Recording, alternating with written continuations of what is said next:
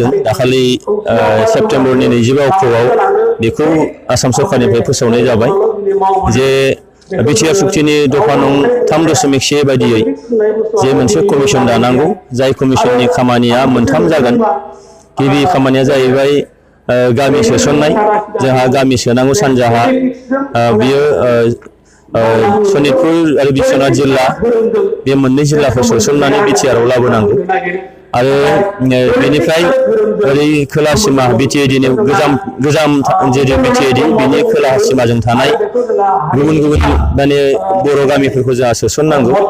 बे मोनसे खामानि आरो गुबुन मोनसेया जाहैबाय जायफोर सिगाङाव बिटिएडिमोन दा बिटिआर जाबाय बे गोजाम मोनब्रै जिल्लानि बेनिफ्राय सोरबाफ्रा गामिफ्रा ओंखारलांनो लुबैदोंब्ला बिथांमोनहा ओंखारलांनो हायो।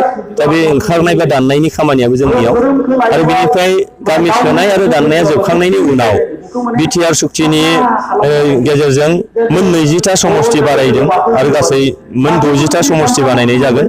दा बेनिखायनो जोंनि बे समष्टि दाफामफिननायनि खामानियाबो बे कमिसनाव होनाय जादों। नाथाय जोंखौ जास्ट कमिसनखौ दानानै होनाय जादों दासिमाव। दा जोङो कमिसना गिबि खेबनि थाखाय दासिमबो जोङो मोनसे मिटिं खालामथ'नो हानाय जायाखै। दा बेनिखायनोथ' जोंनियाव आसाम सरकारनिफ्राय मोनसे गाइडलाइन दासिम जों मोनाखै आरो जोङो मा बोरैहाय आवगायलांगोन बिनि थाखाय मोनसे रड मेप जोंनो नांगौ। दा बेखिनिखौबो जों दासिमाव माने खालामनो हानाय जायाखै। दा बेनिखायनो जोङो मा मावनो हाखो हादिया सोङोब्ला दासिमाव जों बेबायदि जेबो खामानि मावथ'नो हानाय जायाखै।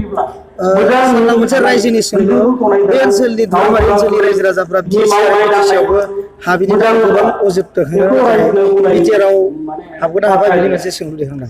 हाबनाय हाबिनि बाथ्राया ओरैहाय जे बिटिआर सुक्तिनि बे 3.1 दफायाव लिरनाय दङ जे थाखानाय जे 6 शेड्युल बे 6 शेड्युलजों नांजाबफानाय कन्टिगुवास जे मेजरिटि ट्राइबेल थानाय गामिफोरा हाबगोन। बेनिफ्राय थाखानाय जे 6 शेड्युल गोजाम जे 6 शेड्युल बिटिएडि बे बिटिएजों नांजाबनाय गुबुन माने गामिफोरा गुबुन हारिनि ट्राइबेल नङैफोरा बेनिफ्राय ओंखारलांनो हागोन।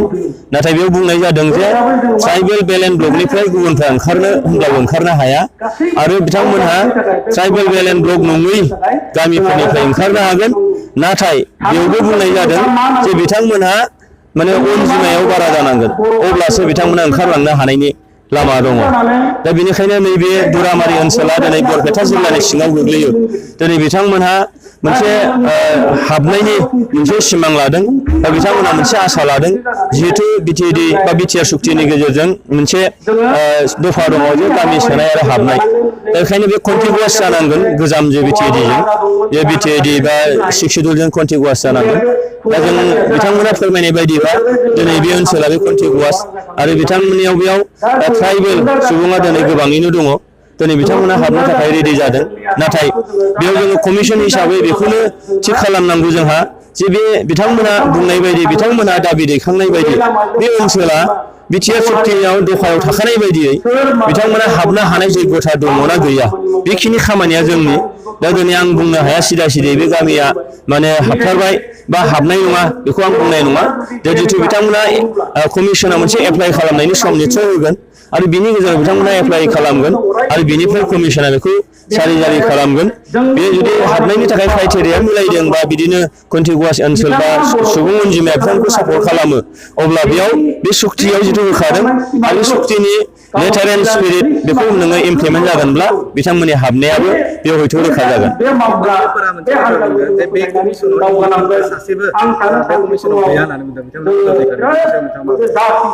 बियो सुक्तियाव लिरनाय दङ जे भारत सरकार आसाम सरकार आरो स्टेक हल्डार होननानै बुंनाय जादों इनक्लुडिं एबसु होननानै आरोखि।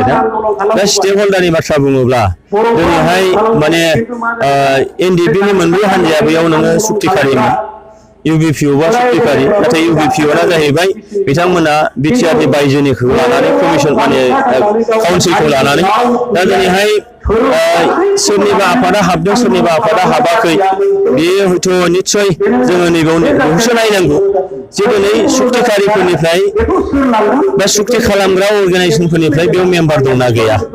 दा दिनै जोंना जाहैबाय खामानिया जानांगौ बेयाव सोद्रोमा मोननाय मोनै बा बेयाव माबा मोनसे खैसार दङ बे बाथ्राफ्रा जानो हाया आंनि साननायाव आरो निस्सय हयथ' आसाम सरकारा बेखौनो नोजोराव लानानै दिनै बिथांमोनहा जे दिनै दुलाराय बर' फरायसा आफादनिफ्राय बा सुक्तिखारि हान्जाफोरनिफ्राय दिनैहाय स्टेक हल्डारनि सासे जोंबो अर्गानाइजेसन हिसाबै दङ जिहेथु दिनै बेयाव नोङो दुलाराय बर' फरायसा आफादनि लेङाइ आफादगिरि महरै बेखौ आंखौ सायख'नाय जाबाय दा बेनिखायनो बेयाव दुखु मोननांगौथ' निस्सय जेबो थानाय नङा दा दिनै बिथांमोना जेखौ बुंगोन दिनै दुलाराय बर' फरायसा आफादनि सासे सोद्रोमा महरै सासे बर' फिसा महरै आरो जों जेरै लुबैदों जे जोंहा हारि हिसाबै मोनसे थख' मोनसे बेंखनथायाव थानांगौ दा बेफोरनि थाखाय दिनै सोरबा हाबनो मोननाय मोनै दा बेयाव दुखु जानांगौ होननानै आं जानांगौ दं होननानै आं साना दा दिनै जोङो खामानिया जानांगौ आरो बे खामानिखौ मावनो थाखाय जों रेडि आरो दिनैहाय कमिसनाव थादों होननानै दिनै दुलाराय बर' फरायसा आफादा हारसिङै बा आङो